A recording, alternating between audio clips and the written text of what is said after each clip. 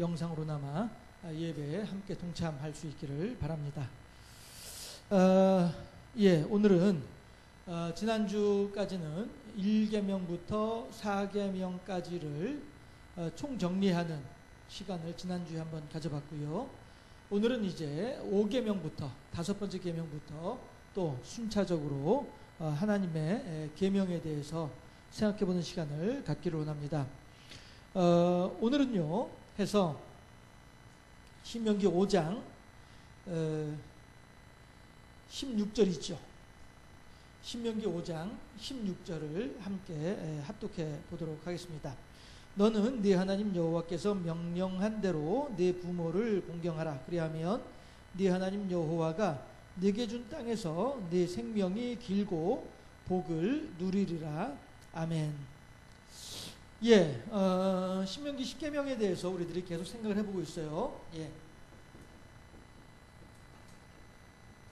10계명인데 그동안에 이제 우리들은 지난주에 했던 이야기가, 지난주에 생각해 보았던 것이 요점 정리를 하면은 어떻게 생각을 해볼 수 있겠습니까? 1계명부터 4계명까지는 하나님과의 관계, 그렇죠? 그 다음에 5계명부터 10계명까지는 사람과의 관계를 어떻게 할 것이냐에 대해서 가르쳐 주시는 것이 10계명이더라 라고 하는 것을 생각을 해봤어요. 그래서 지난주에 생각해 봤던 것이 뭐냐 하면은 순서, 하나님께서 1계명부터 10계명까지를 쭉 이제 나열을 하실 때에 순서로 보면 하나님이 우선이에요. 그렇죠? 그러면서 제가 여러분들한테 무엇을 말씀드렸냐 하면은 어른들이 자녀들한테 무엇인가 말을 할 때에는 중요한 것부터 먼저 시작한다는 것이죠. 이런 것을 생각을 해보았을 때에 순서, 첫 번째 계명이 뭐였지? 그리고 10번째 계명이 뭐였지? 계명이 나열되어져 있는 순서를 생각을 해보면 하나님께서는 하나님과 사람의 관계를 더 중요하게 여기시는 분이 하나님이시구나 라고 하는 것을 생각해 볼 수 있다는 거예요. 그런데 비중, 1계명부터 4계명까지는 4개고요. 5계명부터 10계명까지는 6개예요. 그러면 비중을 따지고 보면 하나님께서는 하나님과의 관계보다는 사람들과의 관계를 더 중요하게 여기시는 하나님이구나 라고 생각을 해볼 수 있다는 것이죠. 그냥 단순하게 신명기의 구조만 가지고 보았을 때는 그렇다는 것입니다. 신명기의 구조만으로 생각을 해볼 때에는 순서로 보면은 하나님이 먼저인 것 같은데 비중 혹은 그 비율 뭐 이런 거로 분포 이런 거로 생각을 해보면은 사람을 더 우선시하시는 것 같아 라고 생각을 해볼 수 있다는 것이죠. 그런데 이러한 것에 대해서 예수님께서는 뭐라고 말씀을 하시냐면은 첫째 되는 계명은 먼저 하나님을 사랑하고 그 다음에 두 번째 계명은 이와 같으니 내 이웃을 내 몸같이 사랑하라 라고 하셨다라고 율법사에게 가르쳐 주신단 말씀이에요. 이것을 생각을 해볼 때 예수님의 가르침에 의하면은 첫째 되는 계명이 뭐예요? 첫째 되는 계명이 너의 마음을 다하고 힘을 다하고 뜻을 다하고 목숨을 다하고 복음서마다 이제 그 내용들은 조금씩 달라요. 그러나 종합해서 하나로 말을 하면은 최선을 다해 이런 의미가 되죠. 마음을 다하고 힘을 다하고 뜻을 다하든 마음을 다하고 뜻을 다하고 목숨을 다하든 무엇을 하든지 간에 아무튼 최선을 다해서 어떻게 해요? 하나님을 사랑하라. 이게 예수님의 정리였었어요. 둘째는 이와 같으니 내 이웃을, 그쵸? 내 이웃을 내 몸과 같이, 즉 너를 아끼듯 내 이웃들을 아껴라 라고 예수님께서 말씀을 하세요. 이렇게 예수님께서는 정리를 해 주시더라 하는 것이죠. 해서 10계명의 단순한 10계명의 구조만 가지고 보자면 하나님을 우선시해야 될 것인지 사람을 우선시해야 될 것인지 좀 이렇게 생각이 왔다 갔다 할 수도 있겠으나, 그러나 예수님의 가르침을 볼 때, 그렇죠? 예수님의 가르침을 볼 때에는 예수님께서는 하나님을 우선시하고 그 다음에 사람이로구나 라고 하는 것을 알 수가 있다는 것이죠. 해서 이러한 일련의 과정을 통해서 이후에 신학을 하는 사람들이, 즉 학문이라고 하는 것이 뭐라고 했습니까? 그 대상에 대해서 해석을 하고 해석한 것을 사람들에게 전달하는 것, 이것이 학문이라고 했잖아요. 그래서 스칼라십이라고 하는 말을 여러분들한테 지난주에 했었었죠. 예, 신학도 마찬가지로 신학이라고 하면은 하나님에 대해서 해석을 해서 해석한 결과를 사람들에게 전달하는 것, 이것이 신학이란 말씀이죠. 해서 우리들의 신학의 선배들은 십자가를 이렇게 그렸단 말씀이에요. 해서 하나님하고 사람과의 관계를 더 길게 그리고 이웃들과의 관계는 상대적으로 짧게 그림으로 인하여서 하나님의 관계가 가장 중요하고 그 다음에 이웃들과의 관계가 소중하다. 이렇게 십자가를 이렇게 신학화하더라 라고 하는 내용을 여러분들한테 말씀드렸어요. 해서 하나님은 결국에는 돌고 돌아서 십계명을 볼 때에 십계명에 담겨져 있는 하나님의 뜻은 하나님을 먼저 소중하게 생각을 하고 그 다음에 이웃들도 그에 못지않게 소중하게 여겨야만 한다라고 하는 것을 우리가 알 수 있겠더라. 이것이 이제 지난주에 함께 생각해 보았던 말씀의 1계명부터 4계명까지에 대한 정리였습니다. 해서 우리들은 어떻게 해야 돼요? 제가 여러분들과 함께 늘 강조하는 것처럼 여호와 제일주의 신앙, 여호와 퍼스트라고도 얘기할 수 있겠죠. 예, 그 트럼프 대통령이 대통령 당선되면서 아메리카 퍼스트 해가지고 그 구호로 대통령이 당선된 것으로 생각이 되어지는데요. 예, 여호와 제일주의의 신앙. 예, 여호와 퍼스트, 여호와 제일주의의 신앙으로 우리들은 살아야만 하겠다라고 하는 것이죠. 혹은 여호와 중심주의, 여호와 중심주의의 신앙으로 우리들은 살아야만 하겠다라고 하는 것이죠. 해서 우리들은 이렇게 하나님과 함께 주와 같이 길 가는 것 즐거운 일 아닌가 라고 하면서 말이죠. 여호와 제일주의의 신앙으로 하나님과 함께 살아가는 그런 신앙인이 되어야 되겠다라고 하는 것이 지난주에 지난 수요일날 십계명을 강의하면서 함께 생각해 보았던 말씀이었습니다. 자, 그러면 이제 오늘은 5계명으로 들어가서요. 5계명으로 들어가서 여러분들한테 이제 하나님의 말씀을 함께 또 생각을 해보려고 하는데요. 5계명부터는 뭐라고 했죠? 사람 간의 관계를 어떻게 하는 것이, 어떻게 해야 하는가에 대해서 가르쳐 주는 것이 5계명부터 10계명까지이더라라고 하는 것이죠. 우리들이 사람을 상대할 때에는 이렇게 상대를 해야 돼. 우리가 그 사람을 어떤 교제를 하든 교통을 할 때에는 이런 식으로 해야 돼 라고 하는 것을 가르쳐 주시고 이런 것에 대해서 규정해 주시는 것이 5계명부터 10계명까지의 계명이더라 라고 하는 것입니다. 했을 때에 5계명은 뭡니까? 부모 공경이죠. 부모 공경이에요. 그런데 부모 공경인데 그냥 우리들이 단지 그래 맞아 부모 공경해야지 라고 하는 것으로 끝날 것이 아니라 이번에 여러분들 그 베이루트에서 폭파 사고가 있었잖아요. 그때 여러분들 혹시 그 뉴스에서 그 장면 기억하시나요? 화면에서 뉴스 화면에 보니까 집에 거실이에요. 거실이고 엄마가 청소를 하고 있어요. 그런데 이쪽은 이렇게 둥그렇게 벽이에요. 벽이고 여기에서 이제 엄마가 진공 청소기를 들고서 청소를 이제 하고 있었어요. 그리고 여기에 이제 딸이 한 4살, 5살 정도 돼 보이는 딸이 이렇게 서 있었어요. 그리고 이쪽으로는 이게 유리벽이에요. 이건 유리벽이에요. 거실인데 거실 그 바깥 벽을 유리로 해놨더라고요. 그런데 화면은 이제 여기서 이 방향으로 이렇게 보면서 찍혀 있었어요. 예, 그랬는데 꽝 하면서 폭파 장면이 폭파가 됐겠죠. 화면을 보니까 화면이 흔들려요. 흔들리면서 유리벽이 깨져요. 이 유리가 깨지고 있습니다. 그러니까 엄마가 얼른 이 들고 있던 진공청소기를 내던지고 딸을 감싸 안아요. 감싸 안고서 엄마가 몸을 어떻게 돌리냐면 이렇게 돌려요. 예.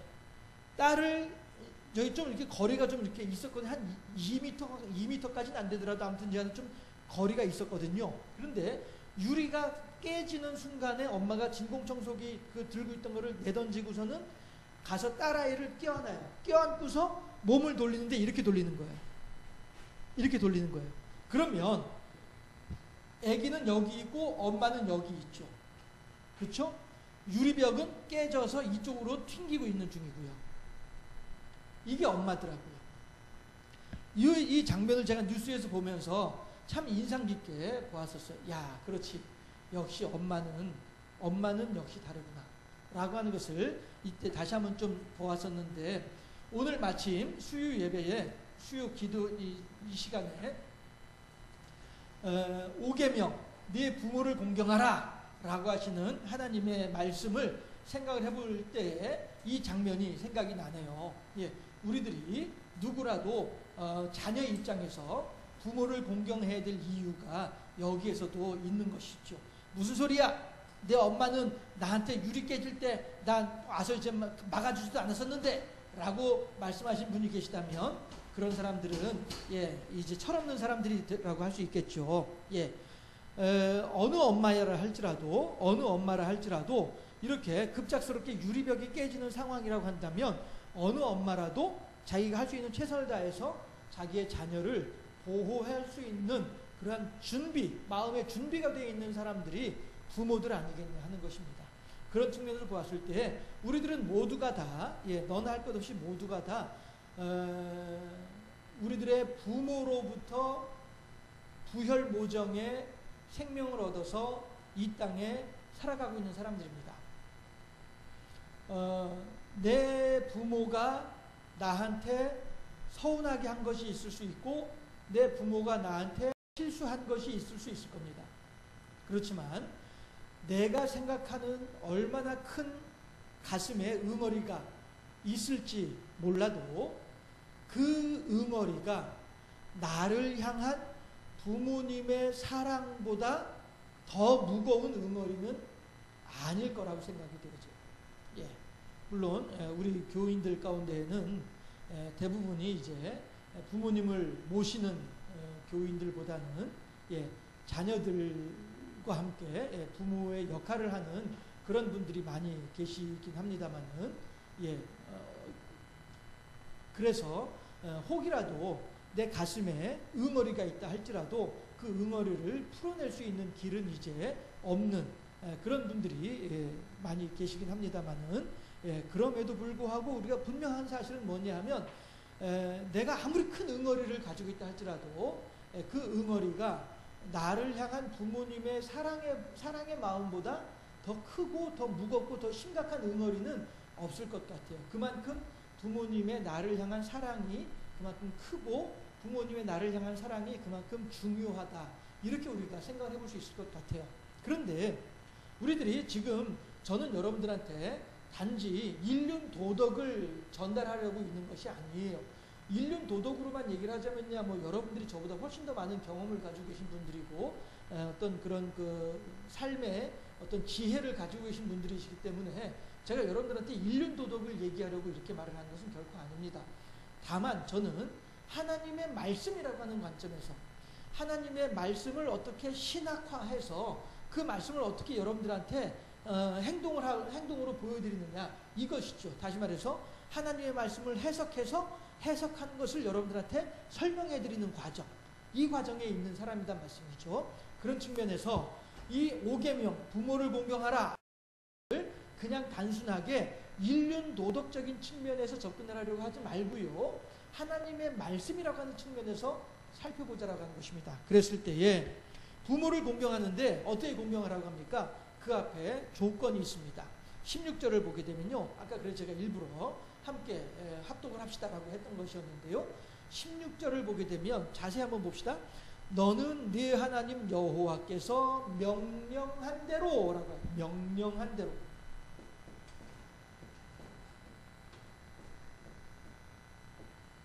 명령한 대로. 누가 명령을 해요? 하나님께서. 하나님께서 내가 너에게 명령한 대로, 하나님께서 명령한 대로, 예, 그 다음에 어떻게 하라고요? 그 뒤에 이어서 보면은 네 부모를 공경하라. 내가 너에게 명령한 대로 너의 부모를 공경하라 라고 했단 말씀이에요. 예, 단지 그냥 십계명은 부모 공경이야 여기서 끝날 것이 아니라, 예, 하나님의 말씀이 어떻게 되어 있는지를 한번 살펴보자라고 하는 측면에서 보았을 때에, 예, 하나님의 명령이란 말이에요. 우리들이 부모를 공경을 해야 될 이유가 있다고 한다면요, 우리가 부모를 공경해야만 할 의무를 생각을 한다고 한다면 왜 그래야 하느냐? 하나님의 명령이기 때문에. 하나님께서 우리들에게 명하셨기 때문에 그렇습니다. 이것이 중요한 부분이에요. 우리가 당연히 자녀로서 부모를 공경해야지, 예, 그건 맞는 말이에요. 그런데 당연히 부모를 공경을 하되 그 부모를 공경함에 있어서 무슨 힘으로요? 어떤 에너지로요? 어떠한 능력으로요? 하나님의 명령이라고 하는 능력. 이것이 중요하다라고 하는 것입니다. 사람이 살아가는 가운데 작심삼일이라고 이야기를 하잖아요. 그렇죠?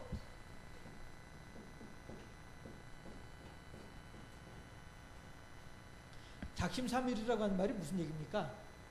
내가 무엇인가 결심을 했더라 할지라도, 결심을 했다 할지라도 그 결심한 것을 3일 이상 실천하기가 쉽지가 않더라 라고 하는 조상들의 지혜가 담겨져 있는 말이 작심삼일이죠. 예, 이것과 비슷한 같은 맥락에서 생각해 볼 수 있는 것이 뭡니까? 로마서 8장에서 바울이 외치고 있는 것이죠. 오호라 나는 곤고한 자로다. 이 사망의 몸에서 누가 나를 건져내랴 라고 하는 말씀. 예, 나는 곤고한 자이며 사망의 굴레에 빠져 있는 사람이에요. 그런데 이러한 나를 건져낼 수 있는 능력을 과연 이 세상에 있는 어느 누가 그 능력을 가지고 있겠느냐라고 하는 것이죠. 그랬을 때에 천하 인간에게 구원을 얻을 만한 다른 이름을 우리에게 주신 일이 없다라고 사도행전에서 얘기를 하고 있잖아요.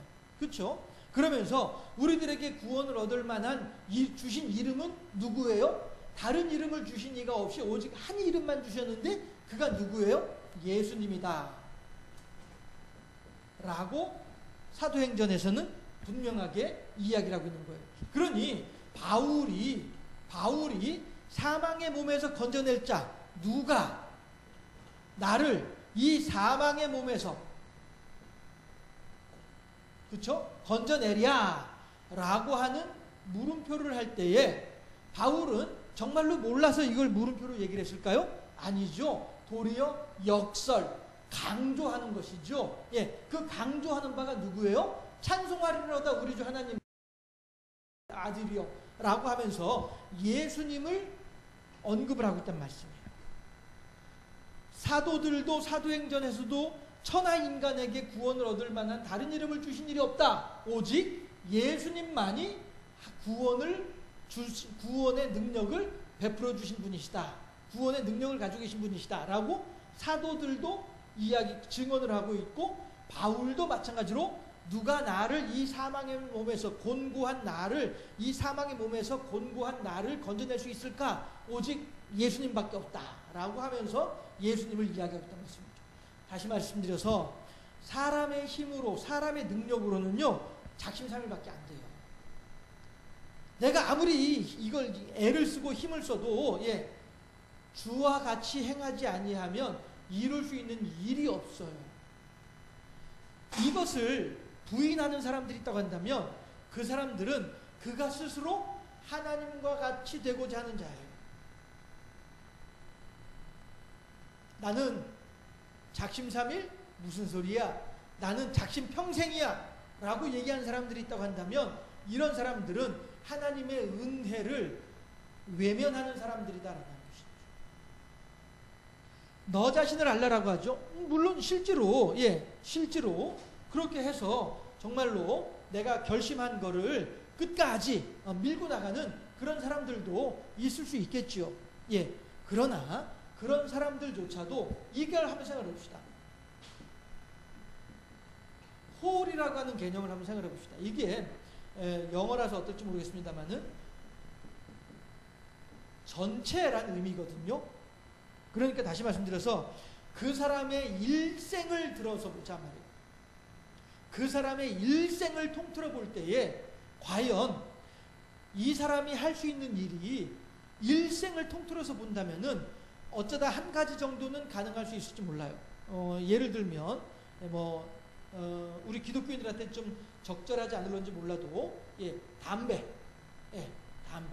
제가 알고 있는 어떤 분이 그런 분이 계시거든요. 내 오늘부터 담배 끊어야지 하더니면서 진짜 딱 끊어버리더라고요. 그 담배는 알코올과 비슷해서 알코올 중독자들은요, 내가 술 더 이상 안 마실 거야 라고 결심을 하고서 정말로 안 마실 수 있습니다. 그러나 제가 책에서 읽었던 어느 알코올 중독자의 사례를 보면 30년 넘게 알코올 환자들이 있는 병원에 생활하면서 30년 넘게 술을 안 마신 그런 사람이 있었어요. 이 사람이 내가 이제 30년 넘게 이렇게 술을 안 마시고 있었으니 내가 이제 밖에 나가서도 충분히 술을 안 마시고 지낼 수 있을 것 같아 하고서 퇴원도 아니고 외출을 나갔어요. 외출을 나갔는데 이 사람이 그날 저녁에 안 들어왔어요. 병원으로 돌아올 시간이 약속된 시간이 있었는데 안 돌아왔어요. 그리고서 그 다음날 아침에 어디서 발견이 됐냐면 병원 정문에서 발견이 됐어요. 거기서 스스로 목숨을 끊었어요. 왜 그런가 살펴봤죠. 사람이 죽었으니까 왜 죽었는지 알아봐야 될 것 아니겠어요. 그렇죠? 그 몸에서 다량의 알코올이 검출이 된 거예요. 해서 짐작컨대 이 사람은 30년 넘게 금주 상태에 있다가 하루 곧 한 몇 시간의 외출, 그 외출을 한 상태에서 술의 유혹을 견디지 못하고 다시 술을 마신 거예요. 짐작하는 거예요. 그리고 그 마신 술 때문에 스스로의 자괴감, 내가 이 정도밖에 안 되나 라고 하는 실망감, 절망감, 이런 것이 있어서 지금까지 30년 생활하던 병원 그 문 앞에서 스스로의 목숨을 끊었다, 이렇게 해석을 하게 되는 그런 사례가 있었거든요. 사람들은요, 결심해가지고 할 수 있어요. 어느 만큼 할 수 있어요. 어느 정도 할 수 있어요. 그렇지만 전체적으로 완전하게 완벽하게 그 일들을 감당할 수 있느냐, 그건 어렵다라고 하는 것이죠. 제가 술 얘기를 했습니다만은 담배도 비슷한 거거든요.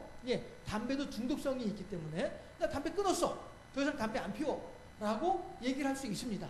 그렇지만 문제는 이 사람이 담배를 안 피우는 기간이 어느 만큼이냐, 이걸 봐야 금연을 했는지 아닌지를 알 수가 있다라고 하는 것이죠. 제가 이제 좀 옆으로 새는 얘기를 했습니다만은 사람들은요, 작심삼일의 한계를 벗어날 수가 없단 말씀이죠. 특정한 어느 한 분야에 대해서는 밀고 나갈 수 있을런지 몰라요. 그렇지만 그 한 분야가 아니라 그의 삶 전체를 둘러볼 때에는 나 스스로 할 수 있는 일은 아무것도 없다라고 하는 거예요.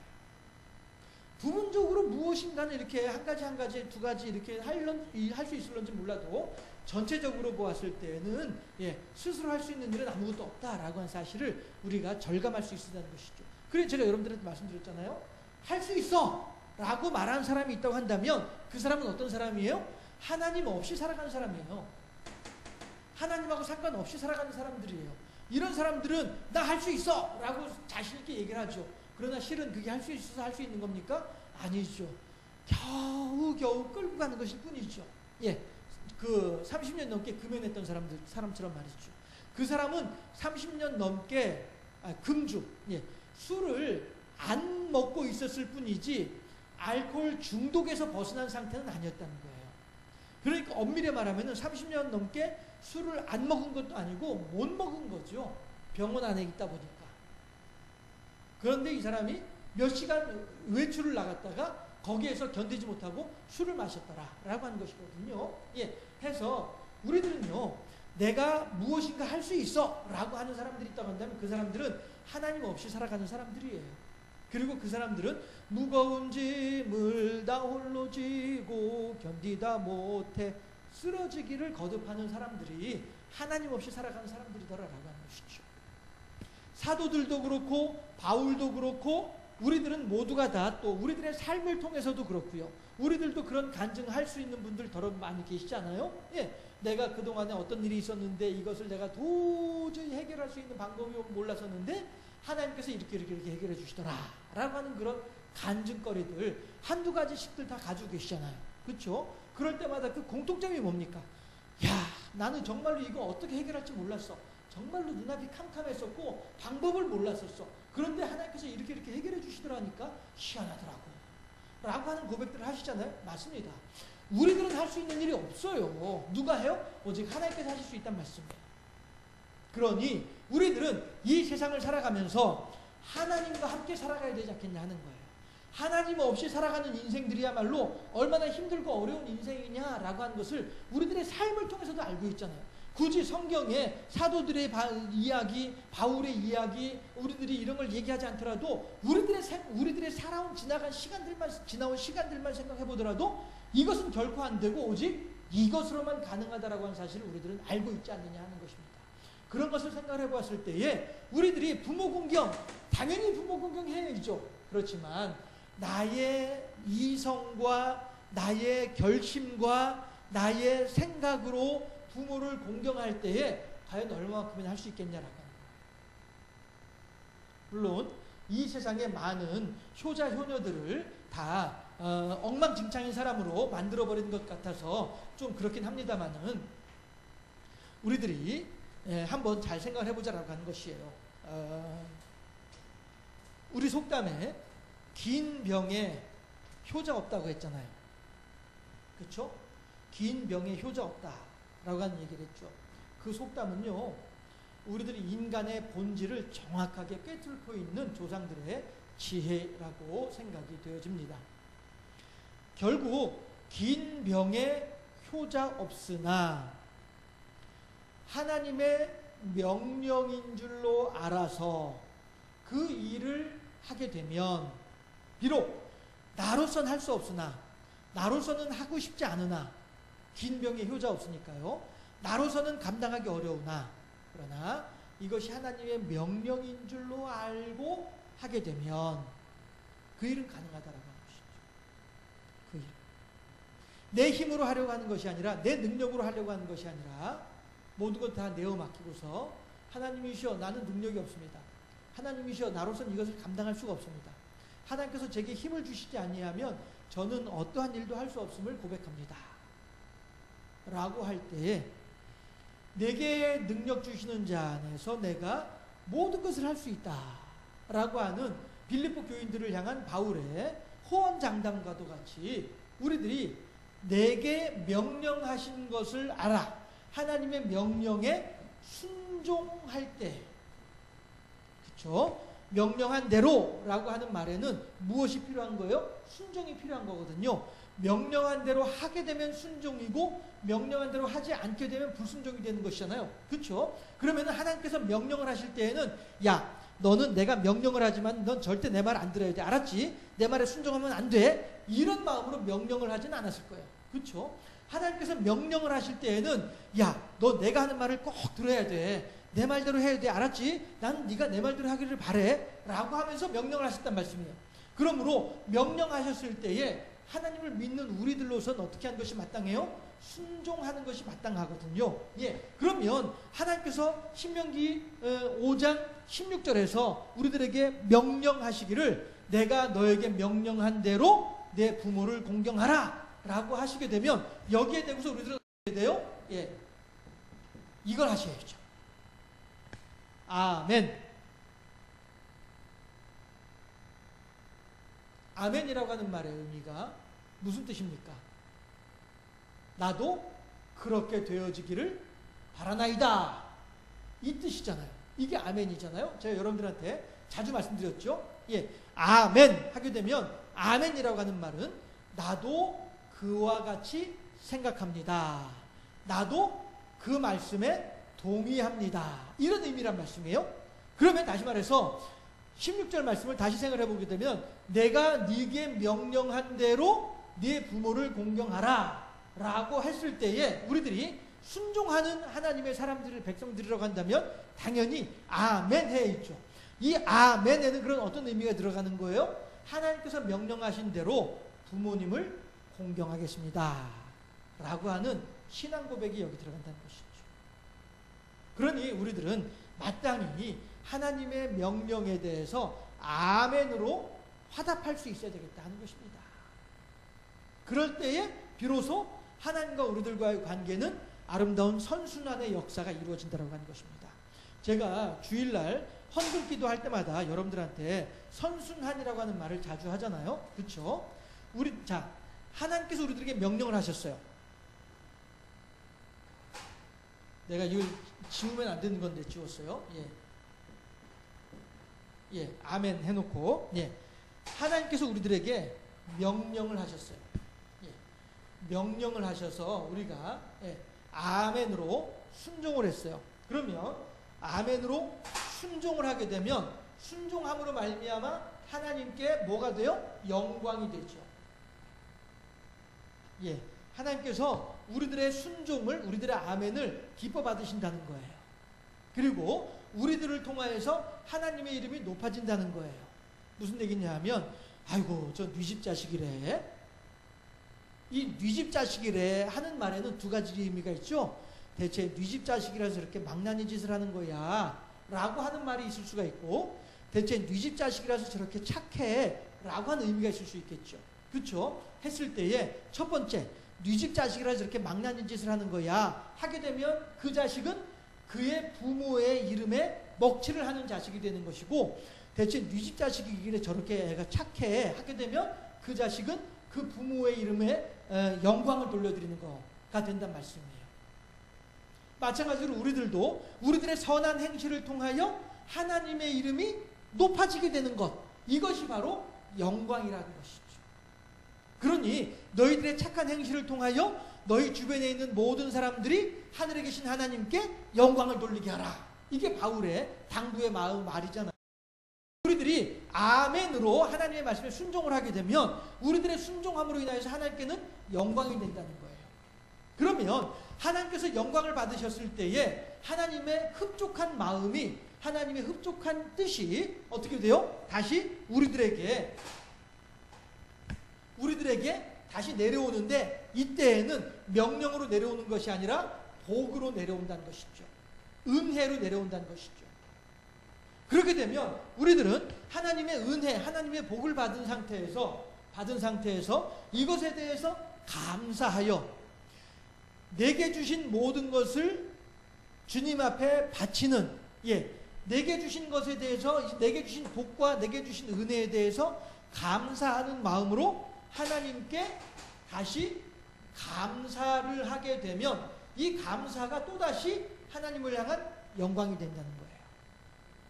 해서 이렇게 우리가 하나님께 순종을 하면서 영광을 돌리게 되면 하나님께서 우리들이 다시 또 복을 주시고, 우리들은 그 복을 받아서 다시 또 하나님께 감사함으로 영광을 돌리게 되면 하나님께서 또다시 그것을 가지고 우리들에게 복을 주시고, 이것이 선순환이란 말씀이에요. 이것이. 그래서 제가 헌금 기도할 때마다 자주 기도 내용 가운데 넣는 문구가 이 하나님과 우리들과의 아름다운 선순환의 역사가 더욱더 풍성해지게 하여 주시옵소서 라고 제가 기도를 하잖아요. 제가 여러분들한테 한 번씩 말씀드리잖아요. 제가 알고 있는 어떤 사람이 11조를 10만 원을 기쁨으로 감사함으로 하나님께 11조 헌금을 했어요. 100만 원 소득을 얻어서 10만 원 수입을 얻어가지고 기쁨으로 하나님께 10만 원 11조를 했어요. 그런데 이 사람이 하나님께서 11조를 하면서 영광을 돌려드리니 하나님께서 복을 주셨어요. 어떤 복을 주세요? 11조를 50만 원 할 수 있는 복을 주셨어요. 소득이 5배가 늘어났어요. 별이 5개 이런 광고가 아니고요.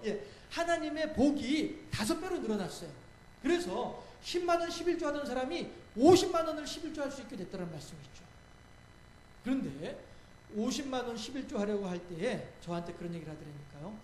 야, 이거 11조 10만 원 할 때는 별 생각 없이 망설임 없이 이렇게 11조를 했었는데 50만 원 11조 하려니까 야, 이거 손 떨리네. 이런 얘기를 하더라고요. 이거는 선순환이 아니죠. 11조 10만 원 함으로써 하나님께 영광을 돌려드렸더니 하나님께서 그 사람에게 11조 50만 원의 복을 주셨어요. 그러면 이 사람은 50만 원으로 하나님께 또 감사하면서 영광을 올려드리게 되면 그 다음엔 하나님께서 11조 100만 원으로 복을 주실지 어떻게 할 수 있겠습니까? 그렇지 않겠어요? 네, 이게 선순환이란 말씀이에요. 이게 선순환이란 말씀이죠. 하나님과 우리들과의 관계 속에서 이런 아름다운 선순환이 더욱더 풍성하게 일어날 때에 하나님의 영광은 더욱더 많아지게 될 것이고 우리들의 삶은 더욱더 윤택해지게 될 것이고 이게 선순환이죠.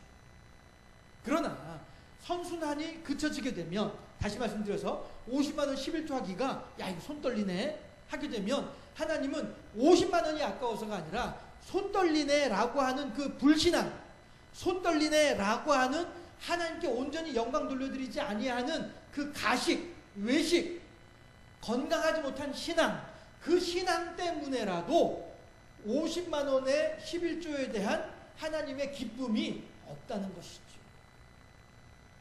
돈의 문제가 아니고요. 액수의 문제가 아니고요. 어떠한 마음으로 드리느냐의 문제란 말씀이죠. 과부의 2렙돈을 가장 귀한 헌금이라고 말씀하신 예수님이란 말이에요. 과부의 2렙돈이라고 하는 것이 그 과부로서의 하루 생활비였단 말씀이에요. 내가 하루 먹고 살아야 되는데 이걸 내가 헌금을 하게 되면 내가 오늘 저녁에 먹을 게 없는데도 불구하고 내가 굶는 한이라도 하나님께 드려야 되겠다라고 하는 그 2렙돈. 2렙돈이라고 하는 개념은